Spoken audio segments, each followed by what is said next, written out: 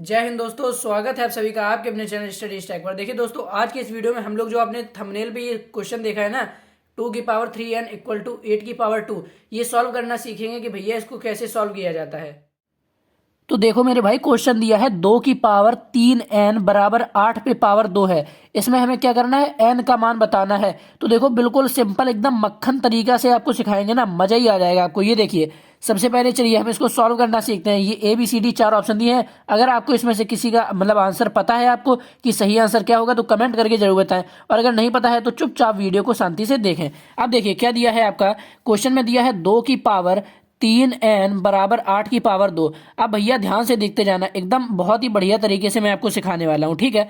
अब 2 की power 3n बराबर 8 की पावर 2 दिया है। चलिए हमने इधर 2 की पावर 3n ऐसा ही लिखा रहने दिया। एक बात बताओ, ये जो 8 है इसको तुम क्या लिख सकते हो? देखो, अगर हम 8 को तोड़ें, इधर 8 को अगर हम 8 के गुणनखंड करें तो 2 गुणते 2 इसी में तो तोड़ेंगे। 2 दूनी 4 दूनी 8, 2 गुणा 2 करेंगे तब ना 8 आएगा। यानी कि 8 को हम क्या लिख सकते हैं, 2 गुणा 2 किया है, यानी कि 2 का आपस में 3 बार गुणा किया है, यानी कि 2 की पावर 3 नहीं लिख सकते हैं, बिल्कुल लिख सकते हैं। तो 8 को हमने लिख लिया 2 की पावर 3। अब देखना, हमने 8 को 2 की पावर 3 लिखा है, और 8 के ऊपर पहले से ही कितनी पावर थी, 2 पावर थी, यानी कि 2 की पावर 3 यही तो 8 है, और इस 8 के ऊपर कितनी पावर, यानी कि 2 पावर थी। चलो इतना क्लियर है। अब देखो 2 की पावर 3n, इसको इधर ऐसे ही लिखा रहने दो, बराबर में 2 की पावर, ये 2 की पावर 3 है, फिर पूरे पे पावर 2 है। अरे भैया ये नहीं पढ़े हो कि जब पावर के ऊपर पावर होती है, आधार, ये क्या है, ये आधार है, बेस है, और इसके ऊपर 3 पावर है, और इस पूरे के ऊपर 2 पावर है, तो ये जो पावर है इनका आपस में मल्टीप्लाई हो जाता है, यानी कि 3 का गुणा 2 में, तो 3 दूनी 6, तो 2 की पावर क्या आ जाएगा, 6 आ जाएगा। चलिए इतना समझ में आया? कोई भी दिक्कत हो कमेंट करके जरूर पूछना, ठीक। अब इसके बाद हमने कहा कि इसका भी बेस 2 है और इसका भी बेस 2 है, ठीक है।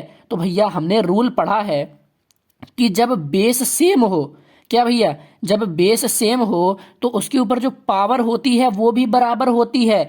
अगर बेस बराबर है, आधार बराबर है, तो ये जो घात होगी ये भी बराबर होगी, ठीक है। तो जो पावर है ये क्या है, बराबर होगी। यानी कि क्या हम लिखेंगे, 3n बराबर 6 के। अब भैया ये जो पावर है ना, 6 और 3n, इनकी ही आपस में हम तुलना कर रहे हैं, ठीक है। तो 3n बराबर 6, इतना सबको समझ में आ गया। अब देखो हमें क्या करना है, n का मान बताना है। तो n बराबर, ये जो 3 है ये क्या है, n के साथ गुणे में है, तो भैया पक्षांतर कर दो, यानी कि 3 को उधर फेंको। क्यों?